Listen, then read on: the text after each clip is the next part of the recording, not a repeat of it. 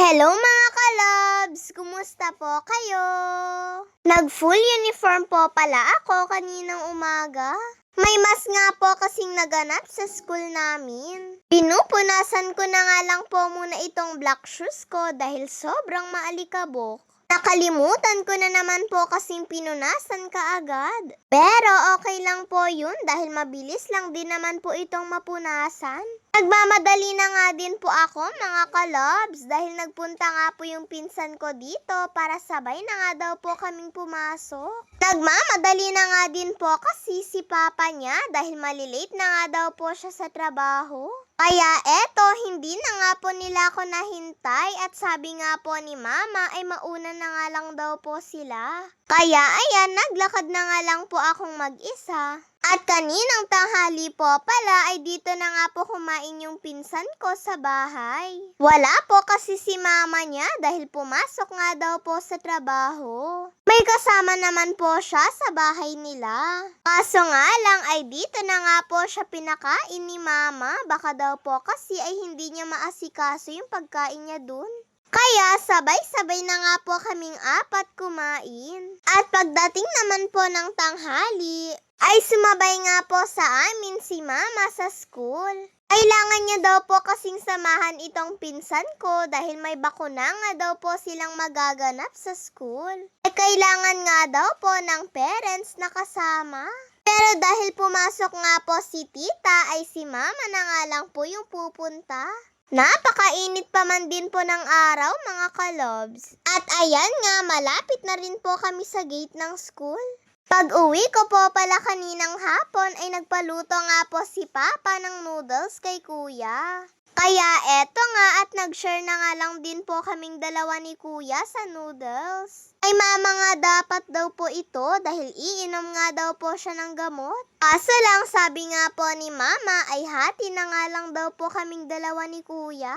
Wala nga lang po kasi kaming kanin, masarap po sana itong ikanin. Kaya eto nga at pinapapak ko na nga lang po. Pag uwi nga din po nila mama at papa ay si papa na nga po yung nagluto ng ulam namin. Iswa po pala na may ladit ang lulutuin ni papa. Eto po pala yung miswa na binili nila sa grocery. Sabi nga po ni papa ay siya na nga lang daw po yung magluluto para daw po makapagpahinga naman si mama. Asama daw po kasi yung pakiramdam ni mama eh. At isa pa, namimiss din naman na po namin yung luto ni papa. Sa totoo nga lang ay ngayon na naman nga po ulit siya makakapagluto.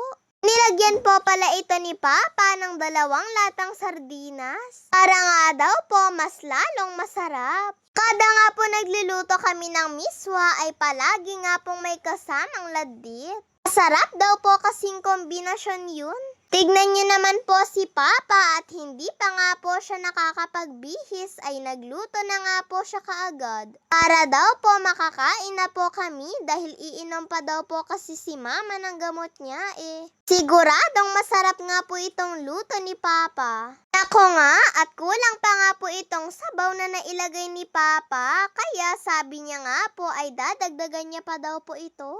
Titigas daw po kasi ito kapag po hindi nadagdagan ng tubig. At nung nakaluto na nga po si papa ay tinawag niya na nga din po ako para daw po tikman kung tama nga lang daw po ba yung lasa ng niluto niya. Pagkatikim ko nga po sa unang tikim mga kalobs ay parang may kulang nga po. Kaya sabi ko nga po kay papa ay parang kulang nga po ng asin. Kaya eto at nakadalawang tikim pa nga po ako para po masigurado.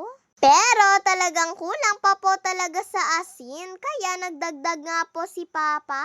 At ayan nga, luto na nga din po itong ulam namin. Pagkaluto nga po ay kumain na nga din po kami kaagad. Si kuya ko na nga din po yung naghanda nito pong mga pagkain namin. Masarap nga din po ito, lalo na at mainit-init pa nga po.